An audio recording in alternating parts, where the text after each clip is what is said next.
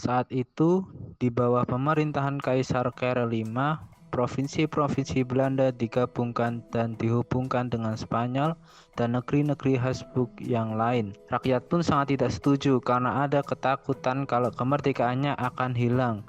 Akibatnya, pemerintah Belanda kehilangan kuasa dan pengaruhnya dalam pimpinan politik dan masyarakat di negeri sendiri. Pada masa itu reformasi masuk ke negeri Belanda. Karel V tidak ingin reformasi berkembang di Belanda karena bisa menjadi rintangan bagi kesatuan negara yang diimpikannya. Jadi dia mengambil tindakan keras. Sejak tahun 1540, maklumat pemerintah melawan kaum Injili semakin keras. Tetapi penghambatan itu malah membuat gereja Injili bertambah besar dan kuat. Sejak tahun 1550, ajaran Calvinis masuk ke Belanda. Pemuka Calvinis yang terkenal ialah Guido de Bresse. Pada tahun 1566, perserikatan yang dilakukan para bangsawan Belanda menghasilkan surat permohonan kepada wali negeri di Basel, berisikan permintaan agar tindakan-tindakan kejam pemerintah kepada kaum Injili diringankan. Pada tahun 1568, banyak orang Calvinis lari ke luar negeri. Salah satunya yaitu Pangeran William. Dia adalah wali negeri untuk 3 provinsi Belanda Utara, yakni Holland, Zeeland, dan Utrecht. Di tahun 1578, akhirnya seluruh daerah Holland dan Zeeland menjadi merdeka. Lama-kelamaan disusul daerah-daerah Belanda Utara yang lain. Pada tahun 1579, perpisahan antara provinsi-provinsi Katolik Roma di selatan dan provinsi-provinsi Calvinis di utara. Sejak gereja Kristen merebut kemenangan di dalam masyarakat, orang tidak dapat berpikir tentang negara dan pemerintah yang netral terhadap soal agama. Gereja Hervormd telah dijadikan satu-satunya agama resmi. Pada tahun 1568, diselenggarakan pertemuan beberapa pemimpin gereja untuk membahas dan menentukan beberapa peraturan yang dibutuhkan jemaat gereja, dan pada tahun 1571 sinode pertama diselenggarakan. Pada tahun 1572 gereja Hervormd berkembang pesat dan dibentuk beberapa klasis di provinsi Holland dan Zeeland. Pada tahun 1578, sinode kedua diselenggarakan dan semenjak itu juga gereja Hervormd meluas dan tersusun di provinsi-provinsi. Setelah reformasi Protestan, gereja Hervormd di Belanda berusaha membangun masyarakat yang diatur oleh hukum Tuhan. Gereja ini menjadikan Belanda sebagai pusat ajaran Calvinisme. Namun, usaha ini mendapat perlawanan dari 2 kelompok, yakni kaum Libertin dan pengikut Erasmus. Kaum Libertin yang terdiri dari pejabat dan tokoh masyarakat menolak dominasi gereja dan ingin agar negara memiliki kendali atas urusan agama. Sebaliknya, kaum Calvinis menginginkan agar gereja mengatur kehidupan negara. Sementara itu, pengikut Erasmus menekankan kebebasan berpikir dan toleransi dalam beragama. Tokoh penting dalam perdebatan ini adalah Dirk Cohnert yang menolak ajaran predestinasi Calvinis. Ia menekankan bahwa manusia memiliki kebebasan untuk memilih dan bertanggung jawab atas moralitasnya. Dari perdebatan ini, muncul 2 kelompok besar, yaitu remonstran yang percaya pada kehendak bebas manusia, dan kontra-remonstran yang menekankan bahwa keselamatan hanya berasal dari anugerah Tuhan. Untuk menyelesaikan pertentangan tersebut, diadakan Sinode Dordrecht pada tahun 1618 sampai 1619. Sinode ini meneguhkan 5 prinsip utama Calvinisme dan menolak ajaran remonstran. Hasil penting dari sinode ini adalah penerbitan Alkitab Statenvertaling 1637 yang menjadi Alkitab resmi gereja Belanda dan sangat berpengaruh terhadap bahasa serta budaya Belanda. Namun, setelah sinode, semangat reformasi mulai melemah. Gereja menjadi lebih kaku dan masyarakat semakin mementingkan hal-hal duniawi.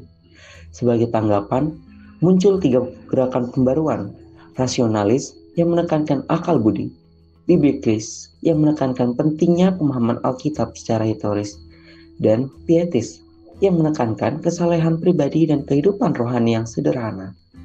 Ketiga gerakan ini berusaha menghidupkan kembali iman dan semangat spiritual di tengah masyarakat Belanda, agar tidak hanya menjadi lembaga formal, gereja juga menjadi tempat yang menemukan iman dan kehidupan rohani yang sejati.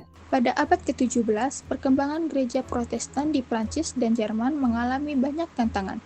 Di Prancis, kaum Calvinis atau Huguenot menghadapi penindasan yang berat, terutama di masa pemerintahan Raja Louis XIV. Sang raja menganut sistem pemerintahan absolut, di mana ia ingin menyatukan seluruh rakyat Prancis di bawah satu agama, yaitu Katolik Roma. Akibatnya, kebebasan beragama dicabut, dan Edik Nantes yang sebelumnya melindungi kaum Huguenot pun dibatalkan pada tahun 1685. Banyak dari mereka akhirnya melarikan diri ke Belanda, Jerman, dan Inggris, dan justru membawa kemajuan besar bagi negara-negara tersebut karena kecerdasan dan keterampilan mereka. Sementara itu, di Jerman, terjadi perbedaan pandangan antara penganut Calvinisme dan Luteranisme. Golongan Lutheran sejati menolak teologi Calvinis dan mempertegas ajaran mereka melalui formula Concordiae atau pasal persatuan. Namun, di beberapa wilayah seperti Pfalz, pengaruh Calvinisme tetap kuat dan dikenal dengan sebutan Reformier. Seiring waktu, ajaran dalam gereja Lutheran menjadi sangat ortodoks dan kaku, sehingga kehidupan rohani jemaat mulai melemah. Nah, pada masa ini, gereja berupaya melakukan pembaruan internal, sekaligus melawan gerakan reformasi Protestan. Selain mempertahankan diri, gereja juga melakukan ekspansi rasionalis atau menyebarkan agama ke berbagai wilayah. Nah, di bawah pengaruh Spanyol, hidup dan semangat baru itu lebih nampak dalam ordo dan kongregasi kongregasi. Mereka memperhatikan pendidikan pemuda, pemeliharaan orang miskin, dan juga perawatan orang sakit. Sehingga kesalehan pun bertambah lagi, akan tetapi gereja Katolik Roma tidak belajar dari reformasi, sebab kesalehan itu tetap bercorak kafir sama seperti abad pertengahan, yaitu kepercayaan kepada takyul. Kemudian takyul itu dipropagandakan oleh kaum Yesuit seperti orang-orang kudus baru, relikwi-relikwi, dan mujizat. Mistik ini berkembang di Spanyol. Selanjutnya, di bawah pimpinan Prancis, aliran mistik-mistik yang baru sudah masuk golongan atasan orang awam dan membawa mereka ke rupa usaha yang amat berguna bagi masyarakat.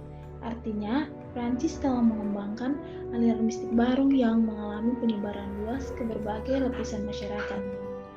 Nah, ada juga gerakan teologis yang menekankan pada ajaran Agustinus, yaitu Jansenisme. Nah, gerakan ini dinamai berdasarkan Cornelius Jansen, yaitu nama seorang guru besar di Leuven dan kemudian menjadi uskup di Belgia.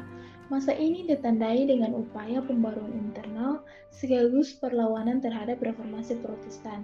Ia berusaha mengembalikan gereja kepada ajaran Agustinus, akan tetapi pada saat itu Paus melarang Jansenisme dengan resmi, sehingga kaum Jansenisme ditindas dan terpaksa menaklukkan diri kepada kuasa Paus. Nah, selanjutnya ada gerakan Blaise Pascal. Ia dikenal sebagai orang Jansenisme yang termasyhur dan menjadi salah seorang penganjur agama Kristen yang terbesar. Karya Pascal yang paling monumental dan berpengaruh adalah Penses atau Buah Renungan. Dalam karya ini, Pascal menguraikan relasi antara penyertaan Tuhan dengan hidup batin manusia. Ia mau mengetahui bagaimana firman Tuhan boleh memasuki dan bergabung dengan hati orang berdosa. Maka dalam Buah Renungan, pikiran-pikiran Pascal bukanlah bersifat Katolik Roma, melainkan sudah bersifat Injil tetap saja. Nah, pada penghujung abad ke-17, gerakan Jansenisme yang sempat surut kembali bangkit, namun segera menghadapi penindasan keras dari Raja Prancis dan Ordo Yesuit. Puncak penindasan terjadi pada tahun 1710 ketika biara Port Royal, pusat gerakan Jansenisme, dibubarkan atas perintah raja. Setelah berhasil menghancurkan Jansenisme, pengaruh Yesuit meluas ke semua aspek kehidupan religius. Mereka tidak hanya mendominasi teologi dan pendidikan, tetapi juga mengendalikan kehidupan spiritual pribadi umat. Sejak tahun 1700, gereja Katolik Roma di Prancis hanya menganut takyul atau kesetiaan mutlak kepada Yesuit. Tidak ada ruang untuk interpretasi teologi yang berbeda. Misi Katolik Roma dan kolonial kolonisasi di Amerika pada abad 16 sampai 17. Setelah penemuan benua Amerika oleh Christopher Columbus pada tahun 1492, Gereja Katolik Roma memandang wilayah baru tersebut sebagai ladang subur untuk penyebaran Injil. Paus Alexander VI kemudian membagi wilayah penjelajahan dunia antara Spanyol dan Portugis agar kegiatan misi dan kolonisasi dapat berjalan teratur. Dalam praktiknya, penyebaran agama Katolik berjalan beriringan dengan ekspansi kekuasaan politik dan ekonomi bangsa Eropa. Pada tahun 1622, Gereja Katolik mendirikan Kongregasi Propaganda Fiat di Roma. Sementara itu, pada abad ke-17, penyebaran Protestanisme di Amerika Utara berkembang melalui kolonisasi bangsa Inggris. Kelompok Puritan yang dikenal sebagai Pilgrim Fathers berangkat ke Amerika pada tahun 1620 dengan tujuan mencari kebebasan beragama. Mereka dan kelompok Protestan lainnya seperti Baptis, Kongregasionalis, dan Quaker membentuk koloni-koloni baru yang menekankan kebebasan beragama serta pemisahan antara gereja dan pemerintahan. Koloni-koloni Protestan ini kemudian bersatu dan memproklamasikan kemerdekaan Amerika Serikat pada tahun 1776, menjadikan negara tersebut sebagai pusat perkembangan Protestanisme di dunia. Pada abad ke-17 di Inggris ditandai oleh konflik besar antara Puritanisme dan absolutisme kerajaan. Gereja Anglikan masa Ratu Elizabeth I bersifat episkopal dengan teologi Calvinis. Namun, kaum Puritan ingin memurnikan gereja dari pengaruh Katolik dan menolak sistem uskup, digantikan dengan kepemimpinan penatua atau presbiterian. Di bawah Raja Karel I, muncul aliran gereja tinggi yang condong ke bentuk Katolik Roma, menimbulkan pertentangan tajam dengan kaum Puritan. Sikap Raja Karel I memicu revolusi Inggris dan Perang Saudara pada tahun 1642 sampai 1649. Parlemen membentuk Sinode Westminster pada tahun 1646 yang menghasilkan pengakuan Imam Westminster, dasar gereja Presbyterian. Sementara gereja Anglikan tetap mempertahankan pengakuan 39 pasal dari masa Elizabeth. Dalam konflik ini, muncul golongan independen atau kongregasionalis yang menolak otoritas eksternal dan menekankan kedaulatan tiap jemaat lokal. Salah satu tokohnya yaitu Oliver Cromwell yang memimpin tentara parlemen untuk mengalahkan Raja Karel I dan mendirikan pemerintahan baru hingga wafat pada tahun 1658. Setelah masa itu, tahun 1689 disahkan Undang-Undang Kebebasan Beragama yang memberi hak kepada kelompok non-Anglikan untuk beribadah dan membentuk gereja sendiri. Muncul aliran baru seperti Quaker atau The Friends yang menekankan terang batin dan ibadah dalam keheningan. Akhirnya, gereja Anglikan tetap menjadi gereja resmi negara, sementara berbagai denominasi Kristen lain mulai hidup berdampingan. Masa ini menjadi tonggak penting bagi munculnya kebebasan beragama dan keberagaman gereja di Inggris.